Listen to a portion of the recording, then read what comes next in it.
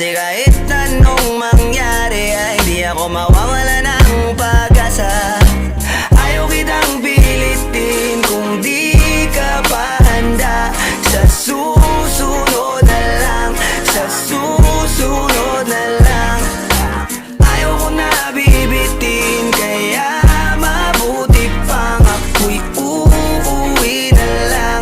Sa susunod na lang. Napupuyat na ako kakapaalala, kumain at mag-ingat kung sakaling maggala ka. Lagi sinisipat ang imahe ng dalaga na pangarap makasama ko sa hirap at ginhawa.